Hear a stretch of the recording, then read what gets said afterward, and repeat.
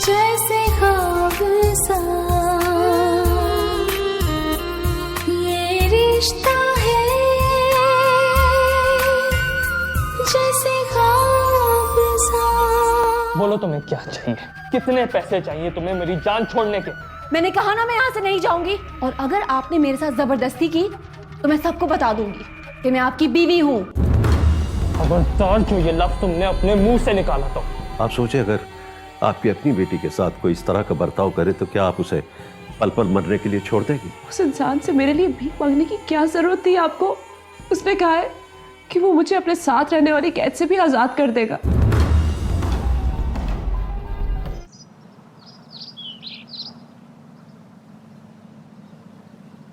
सकीना, शहर को नहीं जगाया?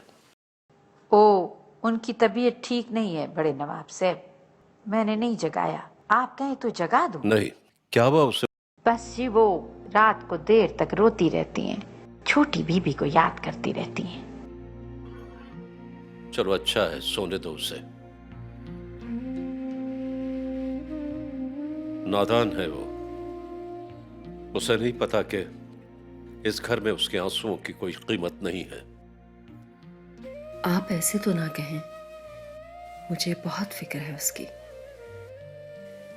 ये ठीक है कि वो मेहरुनिसा से बहुत मानूस थी और वो चली गई। वो खुद को उनकी मौत का जिम्मेदार समझती है। हालांकि जिसकी वजह से मेहरुनिसा इस दुनिया से चली गई, उसके शब रोज उसी तरह गुजर रहे हैं, उसे कोई परवाह नहीं। आप ऐसे तो ना सोचे। मैं समझा रही हूँ अरसलान को। मैंने उससे कहा है कि सहर को इस मुश्किल से निकालना उसका फर्ज है, उसके अलावा कोई और ये काम नहीं कर सकता। सहर को मैंने अपनी बेटियों की तरह पाला है, हमारी अपनी बच्ची है वो। ये ठीक है कि वो मेहरुनिसा से बहुत ज्यादा अटैच थी। मैं पूरी कोशिश कर रही हूँ उसे नॉर्मल करने की। थोड़ा टाइम तो लगेगा ना उसे नॉर्मल होने में। और कितने दिन लगेंगे? अल्लाह करे वो दिन आपके और मेरी जिंदगी में ही आ जाए। बहुत हो गया।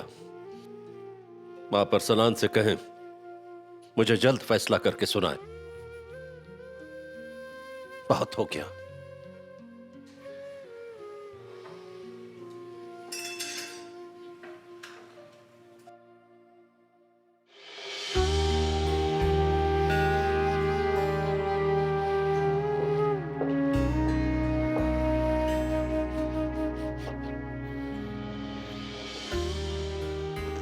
सर बेटा, कैसी तबीयत है तुम्हारी? मैं ठीक हूँ अम्मी। बेटा, कब से तुमने अपने आप को कमरे में बंद कर रखा है? इतने दिन हो गए तुम बाहर भी नहीं निकली। सब लोग तुम्हारा इंतजार कर रहे हैं। बाहर तो निकलो, मौसम इतना प्यारा हो रहा है। अगर मेहरुनिसा होती तो तुम्हें इस हाल में देखकर कितनी दुखी होती। वो ये कब चाहती थी कि तुम सबसे कटकर रह जाओ। लेकिन अब तो वो नहीं है ना, और उसकी वजह मैं हूं। इस चीज का सवाल ही पैदा नहीं होता कि वो खुश होती या नहीं। अरे बेटा, ऐसे क्यों कह रही हो? मैंने उनको बहुत तकलीफ दी है अम्मी। मैं अगर उनको बताती कि मैं अरसलान के साथ खुश हूं तो वो आज भी हमारे पास होती। बेटा, अगर यही बात है तो फिर हम सब भी मुजरिम हैं। नवाब साहब भी तुम्हारे लिए बहुत फिक्रमंद हो रहे थे।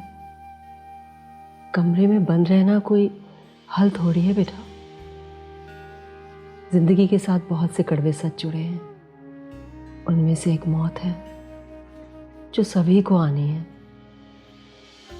बस हर कोई अपनी अपनी बारी का इंतजार कर रहा है। और फिर तुम्हारे इस तरह कमरे में बंद रहने से मेहरुनिसा वापस तो नहीं आ जाएंगी ना बेटा? अम्मी, मुझे लगता है कि मैंने पप्पू के लिए कभी भी कुछ नहीं किया। उनको बहुत तकलीफ दी है मैंने, और उन्होंने मेरा हर दर्द बांटा है, और आखिर तक लड़ते लड़ते मेरे लिए जान भी दे दी। और मैं उनके लिए कुछ भी नहीं कर सकी। तो अब कर लो ना बेटा। मेहरुन्निसा तुम्हें हमेशा खुश देखना चाहती थी, तुम खुश रहने की कोशिश करो। मैं जब तुम्हें खुश रहने का कहती हूँ तो मुझे खुद बहुत शर्मिंदगी होती है। मगर बेटा, कुछ दुख ऐसे हैं बेटा जो तुम्हें हमारी वजह से मिले, मगर उन हालात को हम सुधारने की कोशिश तो कर सकते हैं ना बेटा, जो हमारी अपनी गलतियों की वजह से ही बिगड़े हैं। मम्मी, मुझे किसी भी चीज़ में कोई दिलचस्पी नहीं रही, कुछ भी करने का दिल नहीं चाहता। ऐसा लगता है कि कुछ करने के लिए बचा ही नहीं, सब खत्म हो गया। फूफो के जाने के बाद जिंदगी में दिलचस्पी खत्म हो गई है मेरी। बेटा ऐसे मत कहो, मरने वालों के साथ मरा नहीं जाता, जीना तो हर हाल में पड़ता है। बेगम साहिबा, आपको नवाब साहब बुला रहे हैं। अच्छा ठीक है, तुम चलो, मैं आती हूँ। अच्छा बेटा, मैं जा रही हूँ, तुम भी बाहर आ जाओ।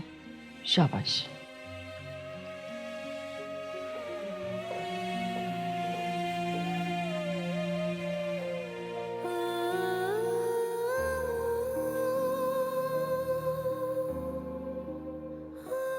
मुंशी जी, आप परेशान ना हो, मैंने रिपोर्ट दर्ज करवा दी है जी। मेरी उनसे बात हो चुकी है। मैं इंशाल्लाह आ जाऊंगा, मैं खुद मिल के बात करूंगा उनसे। मैं कोई 2 बजे तक इंशाल्लाह पहुंच जाऊंगा वहाँ। क्या कह रहे थे मुंशी साहब? हमारी ज़मीन का मसला है, कुछ लोग हमारी ज़मीन खरीदना चाहते हैं, काफ़ी प्रेशर डाल रहे हैं, इसलिए मुंशी जी परेशान है।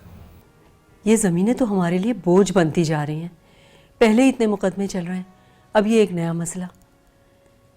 वैसे कौन है ये लोग? काफ़ी असर और रसूख वाले लोग लगते हैं। मैं ज़्यादा तो नहीं जानता इन लोगों के बारे में, क्योंकि मेरी कोई डायरेक्ट बात नहीं हुई इनसे। वहाँ वो लोग शायद कोई हाउसिंग सोसाइटी बनाना चाहते हैं।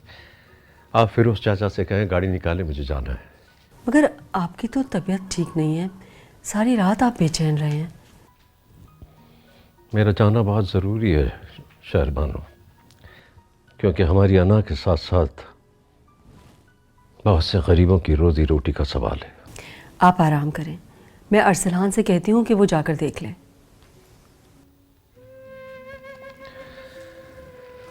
आप उस नाफरमान का जिक्र मेरे सामने बार बार क्यों करती हैं? खुदा के लिए नवाब साहब, वो तो बदल नहीं रहा, आप ही बदल जाएं, शायद उस पर कुछ असर हो जाए।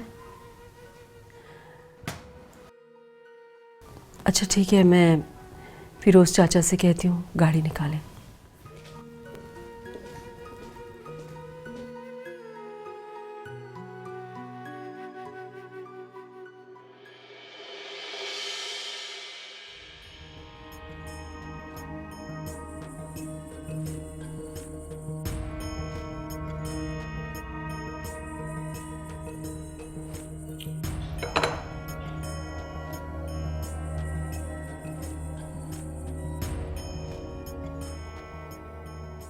इतनी जल्दी जल्दी में कहाँ जा रहे हैं शीदा जी? कितनी बार कहा है, जब मैं कहीं जा रहा हूं तो पीछे से आवाज मत दिया कर। साला जो काम होना होता है वो भी नहीं होता। पीछे से आवाज ना दूं तो और क्या करूं शीदा जी? इतने प्यार से आपके लिए खाना बनाया अपने हाथों से, और आप हैं कि आपको परवाह ही नहीं है।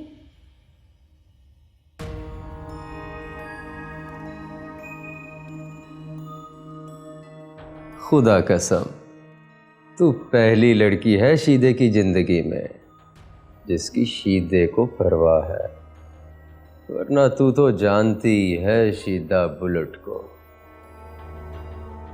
अच्छा, तुम्हें मेरी परवाह है तो चल आना फिर मेरे साथ खाना खा, चल ना। देख, तेरी परवाह जरूर है, मगर शीदे को सबसे ज्यादा परवाह अपने बिजनेस की है, अपने नाम की है, समझे या नहीं?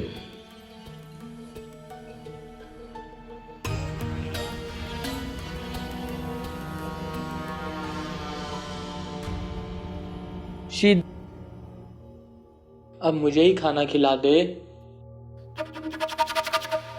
सीधा उस्ताद तो राह चलती औरत का सौदा कर देता है। कोई बात तो है इसमें जो ये आज तक बची हुई है।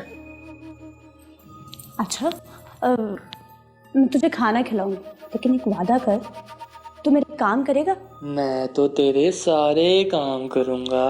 चल ठीक है, तू पहले खाना खा ले, तो फिर मैं तुझे बात बताती हूँ, ठीक है? अच्छा।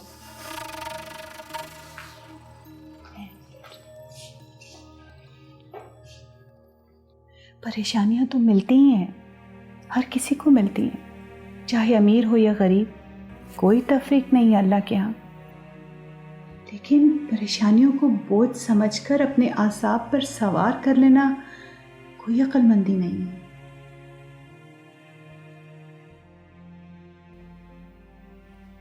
क्या बात? कुछ नहीं चाचा, बस ऐसे ही। कुछ तो है। देख महक बेटी, अरे क्यों छुपाती हो तुम मुझसे अपनी परेशानियां? बता दिया कर मुझे। दुख बांटने से कम होते हैं। फूफो के लिए परेशान हो? चाचा मैं सोच रही हूँ मैं ये घर छोड़ दूँ, इससे पहले कि आपके लिए कोई मसला हो। अब तो फूफो भी नहीं रही, वो मेरी तरफदारी कर ही लेती थी।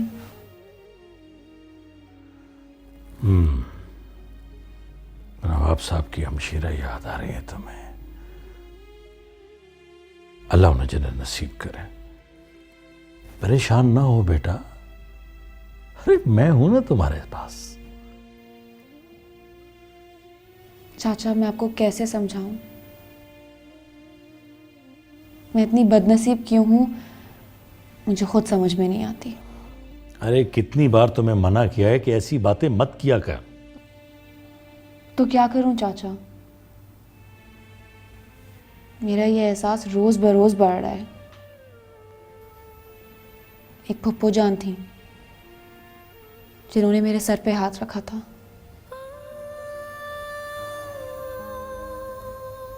और अल्लाह ने उनका साया भी।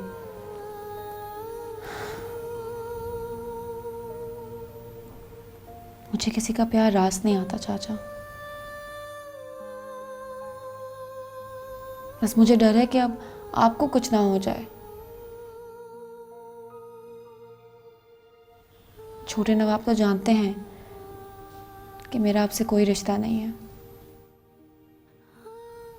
लेकिन अगर उन्हें यही बात घर में किसी को बता दी चाचा, तो आपके लिए बहुत मुश्किल हो जाएगी। और मैं कभी नहीं चाहूंगी कि आपको मेरी वजह से कोई परेशानी हो। देख बेटा, अल्लाह अपने बंदों पर आजमाइशें डालता है। एक दर बंद करता है तो 100 दर खोल देता है, इसलिए परेशान ना हो। रही बात छोटे नवाब साहब की, तो उन्हें मैं संभाल लूंगा।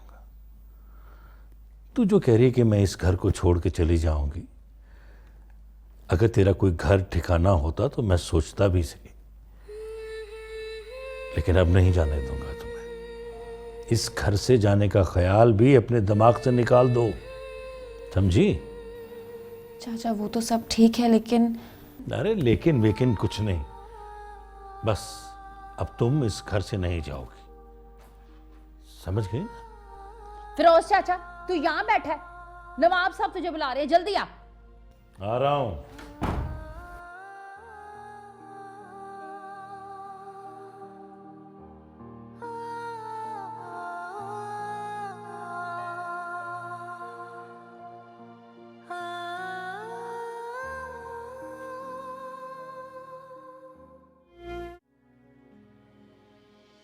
देयर बेबी, आप कुछ ढूंढ रही हैं? मुझे बताएं, मैं आपकी मदद कर लेती हूँ। मैंने तुम्हें अपनी मदद के लिए नहीं बुलाया। तो फिर? मैंने कुछ ड्रेसेस निकाले, देखो तुम्हें पसंद आएंगे।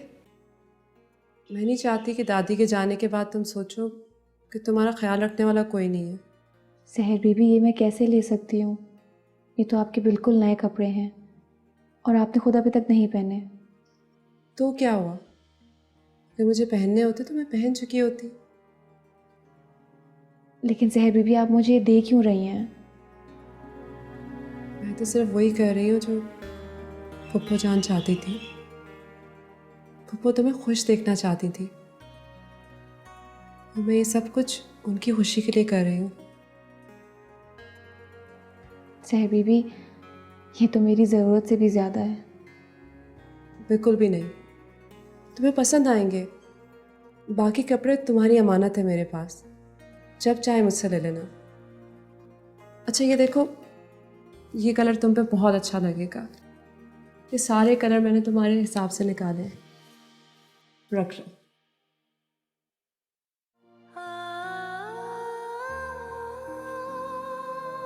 शुक्रिया।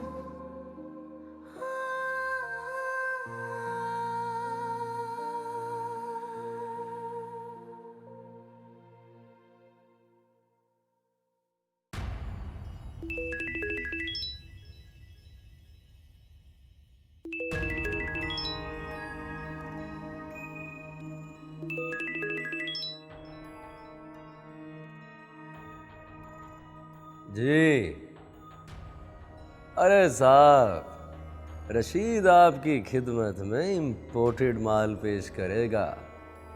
बस आप एक बार मौका तो दें। जो हुक्म सरकार का।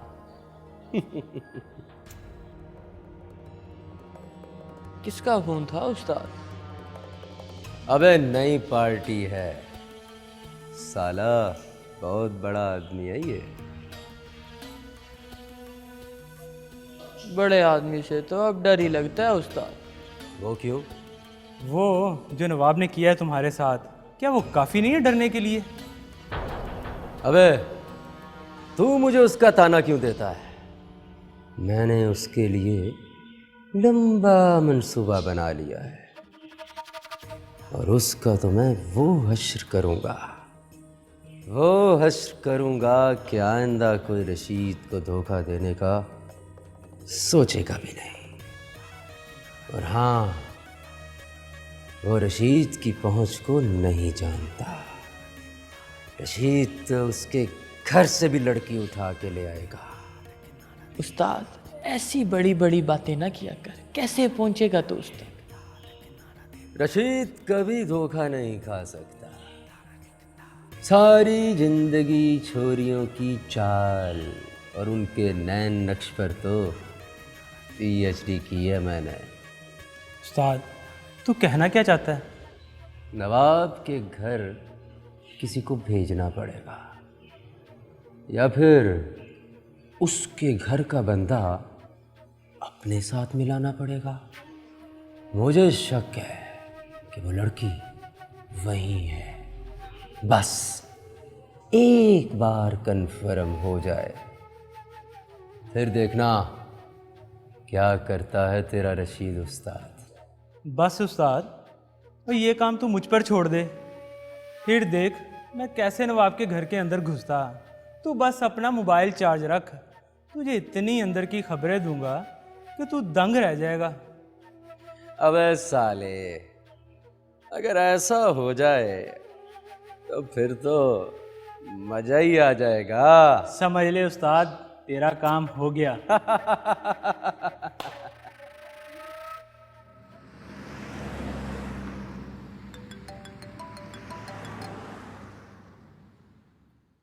आ रहा हूँ, रास्ते में हूँ।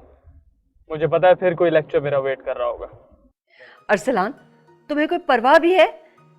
क्यों इतना जलील करते हो तुम हमें? कब से मैं तुम्हें फोन कर रही हूँ, कहाँ थे तुम? जब से आपकी कॉल आना शुरू हुई है उस वक्त से मैं घर के लिए निकल चुका हूँ। फोन इसीलिए नहीं उठाया क्योंकि मुझे पता था आप मुझे घर बुलाना चाह रही हैं। कोई और बात भी हो सकती है, तुम फोन उठा के ये तो कह सकते थे कि मैं आ रहा हूं। शर्म आनी चाहिए तुम्हें ऐसे फजूल बहाने बनाते हुए। आज आपकी बारी है। नवाब साहब थक गए हैं क्या? तुम्हें पता है कि कहाँ हैं तुम्हारे बाबा? फिरोज चाचा के साथ जमीनों पर गए हैं, अभी तक आए नहीं है, इसलिए परेशान हो रही थी। इसमें परेशानी वाली क्या बात है? कोई पहली दफा थोड़ी गए हैं, आ जाएंगे वापस। ठीक कहते हैं तुम्हारे बाबा, ऐसी औलाद से तो। क्या कहा आपने? कुछ नहीं, तुम जल्दी से पहुंचो। ओके, आता हूँ।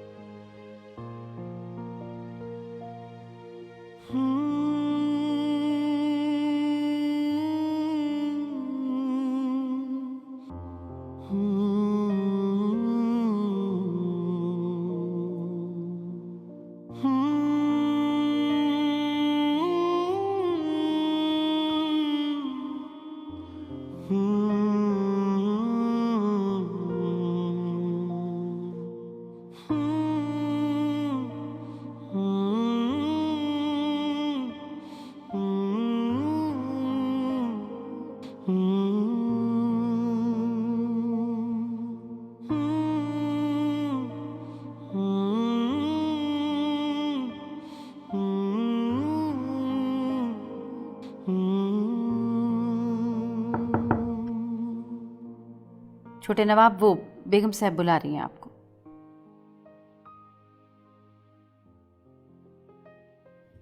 उनको जाके बोलो कि मैं आ रहा हूँ। जी अच्छा।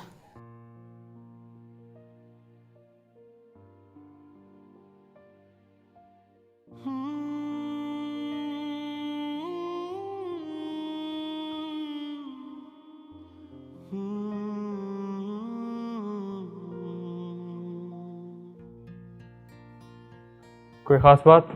आपने बुलाया?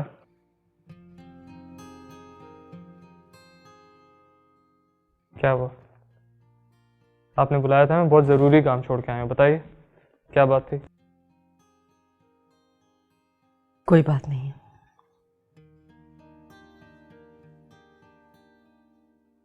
ऐसे क्या देख रही हैं? मुझे जल्दी आने का कहा आपने और अब आप कुछ कह नहीं रही। बाबा कहाँ हैं? जमीनों पर मसला हो गया था, वो फिरोज चाचा के साथ वहीं गए हैं। मेरी उनसे बात नहीं हो रही थी, इसलिए परेशान हो गई थी। अब बात हो गई है तो इत्मीनान हो गया। तो मुझे क्यों बुलाया? अरसलान, मैं तुम्हारी वजह से बहुत परेशान हूँ, बल्कि पूरा घर परेशान है, मगर तुम्हें कोई फर्क नहीं पड़ता। तुम्हारे आगे मैं हाथ भी जोड़ चुकी हूँ। अब तो तुम्हारे बाबा यहाँ तक कहने लगे कि तुम सहर को तलाक दे दो, लेकिन फिर भी तुम। बस इतनी सी बात? होगी बात मुकम्मल? वैसे मैं भी यही सोच रहा हूँ कि बाबा की बात मान ही लूँ।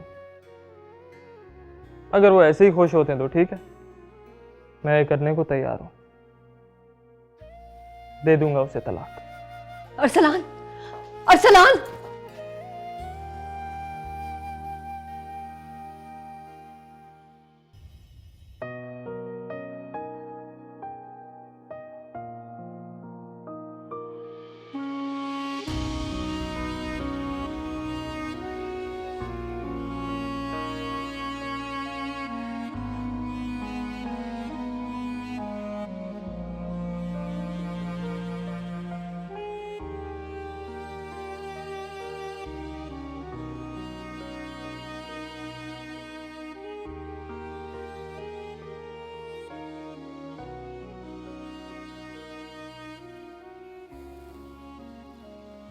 पूछोगी नहीं मैं यहाँ क्यों आया?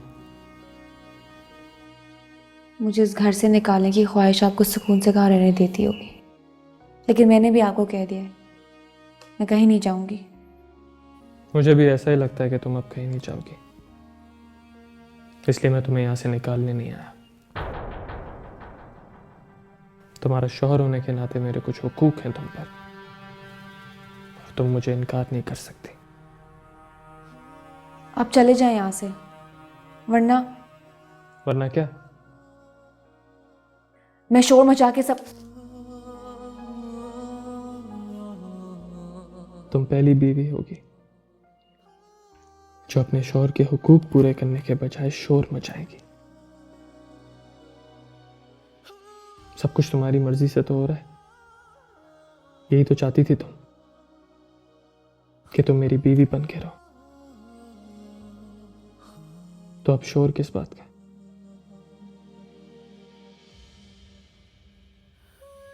तुम डरी डरी सहमी सहमी बहुत प्यारी लगती है। अब शोर मचाने के बजाय यहाँ बैठो मेरे साथ, कुछ बात करनी है तुमसे।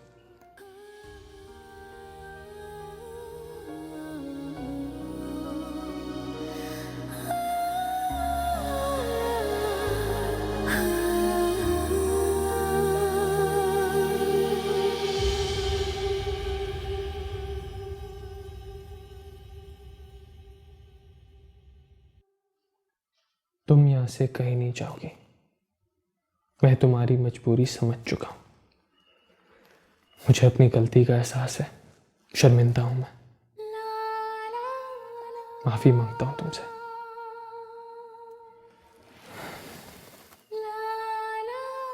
मेरी वजह से तुमने खुदकुशी करने की कोशिश की। तुम्हारे ये कलाई पे जो जख्म है ये तो भर जाएगा, मगर मैंने जो तुम्हारी रूह पे जख्म दिए उनको भरने के लिए मेरे पास कोई मरहम नहीं। जिन हालात में हमारी शादी हुई वो हालात बहुत मुश्किल थे। मेरे लिए उस वक्त हमारी शादी को कबूल करना आसान नहीं था, लेकिन अब मैं इस शादी को कबूल करना चाहता हूँ। मैं सोच रहा हूँ कि बाबा को बता दूँ कि तुम मेरी बीवी और हमारा रिश्ता जो। नहीं, आप प्लीज अभी ऐसा कुछ भी नहीं कीजिएगा। मगर क्यों? तुम्हें तो खुश होना चाहिए कि मैं तुम्हें। ऐसी बात नहीं है, मगर आप अभी इस बात को रहने दें। मगर क्यों? उस रात जब आपने मुझे छोड़ दिया था तो फिरोज चाचा मुझे मिले थे और उन्होंने मेरी मदद की थी। मैंने उनको मुकम्मल सच नहीं बताया, और अगर उनको कहीं और से पता चलेगा तो उनको बहुत बुरा लगेगा। मैं चाहती हूँ कि पहले मैं उनको ये बात खुद बता दूँ, फिर आप ये कदम लें। इस तरह तो अगर नवाब साहब को भी पता चला तो वो मेरे साथ तो फिरोज चाचा को भी निकाल देंगे। जैसी तुम्हारी मर्जी। क्या हुआ? तुम्हें अच्छा नहीं लगा? नहीं, मुझे समझ नहीं आ रही आप में इतनी बड़ी तब्दीली देख के मुझे क्या कहना चाहिए। तुम जो कुछ कहो मुझे मंजूर है। मैंने हमेशा तुम्हें तकलीफ दी है, आज तुम मुझसे बदला। नहीं, ऐसी बात नहीं है। मुझे वजह समझ में नहीं आ रही, आप अचानक बदल कैसे गए? ये सच है कि मैं तुम्हें इस घर से निकालना चाहता था। फूफो जान का तुम्हारे लिए प्यार देखकर अच्छा नहीं लगता था मुझे, मगर अब मैं ऐसा नहीं करूंगा। फूफो जान की रूह को तकलीफ नहीं पहुंचाऊंगा। वो तुम्हें हमेशा खुश देखना चाहती थी और इनकी ये ख्वाहिश मैं पूरी करना चाहता।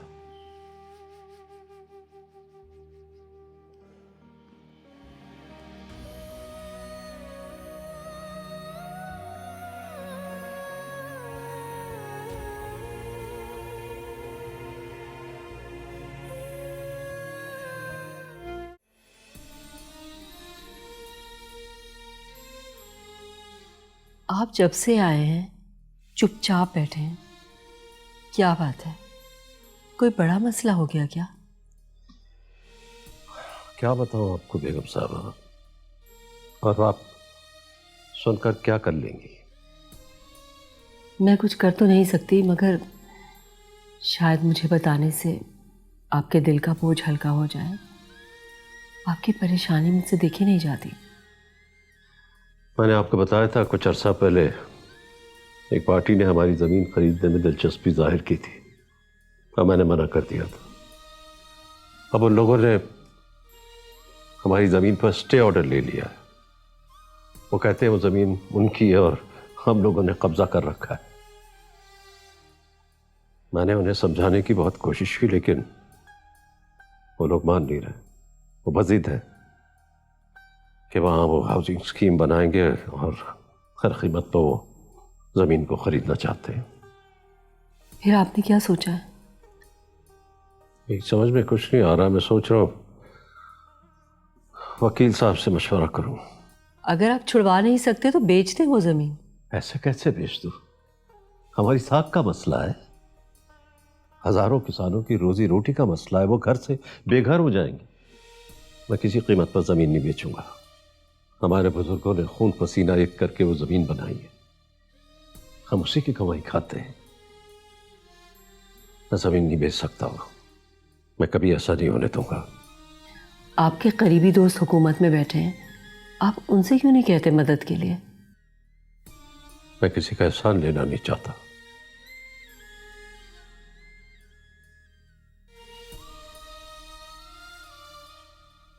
क्या सोचने लगे? कुछ नहीं। आप बताइए, आपके बरखुरदार आ गए कि नहीं? जी आ गया होगा, सो चुका होगा मेरे ख्याल से। आप क्यों उस नालायक के लिए अपनी आखिरत खराब करना चाहती हैं झूठ बोलकर? मैं बाहर से आ रहा हूं। उसकी गाड़ी बाहर रही है, वो नहीं आया अभी तक।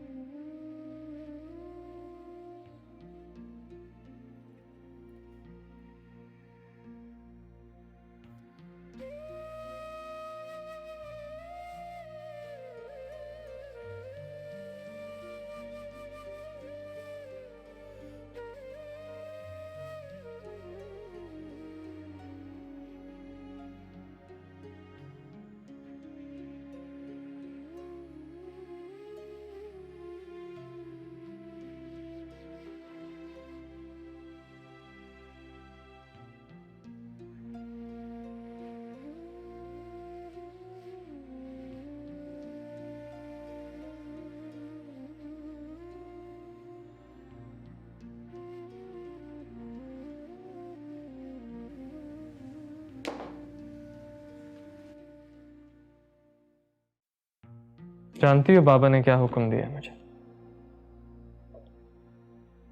वो चाहते हैं कि मैं तुम्हें तलाक दे दूं।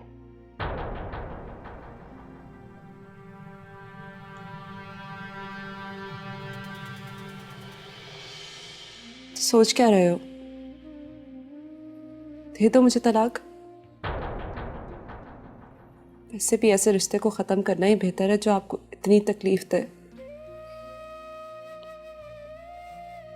ठीक कहती हो। इस रिश्ते को तो खत्म ही कर देना चाहिए।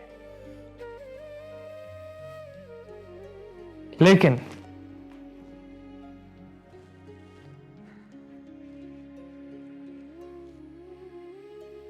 तुम शायद ये नहीं जानती कि तुम्हें छोड़ने के लिए मुझे किसी के हुक्म या इजाजत की जरूरत नहीं है। मैं जब चाहूं तुमसे रिश्ता खत्म कर सकता हूं। पहले बाबा ने जबरदस्ती मेरी तुमसे शादी करवाई और अब वो चाहते हैं कि मैं तुम्हें तलाक दे दूं। एक्चुअली वो सिर्फ एक बहाना चाहते हैं मुझे इस जायदाद से आग करने का, और ये बहाना मैं उनको इतनी आसानी से नहीं दूंगा। मैं चाहता हूं कि वो जो चाहते हैं वो खुद करें, ताकि फिर उन्हें पछतावा भी हो। तभी तो मैंने तुम्हें अभी तक तलाक नहीं दी। मैं सही वक्त का इंतजार कर रहा हूं। छोड़ूंगा तुम्हें जरूर, मगर तब जब इल्जाम मुझ पे नहीं आए। क्यों कर रहे हो मेरे साथ ऐसा अरसलान? आखिर मेरा कसूर क्या है? मैं तो तुमसे बहुत मोहब्बत करती हूँ। मोहब्बत, हाय मोहब्बत।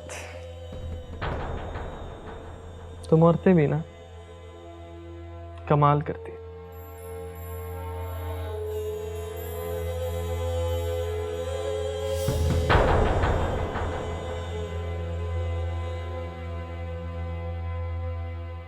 मगर मुझे मोहब्बत का लालच नहीं देना। नहीं चाहिए मुझे तुम जैसी औरत की मोहब्बत, नहीं चाहिए। दिल आजाद है जब्र की तरह, बेसब्र रहे सब्र की तरह, प्यास है कोई अब्र की तरह, प्यास है कोई अब्र की तरह। हमारी दौलत, हमारी जायदाद, हमारा नाम, यही तमाम चीज़ें हैं जिनकी वजह से इसने जिंदगी का वाहिद मकसद सिर्फ अय्याशी समझ लिया। तुम्हारी ये हिम्मत कि तुम मेरी बीवी के सामने बात करो? मैंने ऐसा जानबूझकर कुछ नहीं किया। सकीना भी